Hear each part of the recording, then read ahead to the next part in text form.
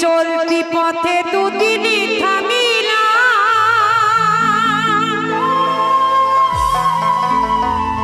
ভালোবাসার মালা খানি গলে পড়িলাম আমি গলে পড়িলাম আমার গাথা মালা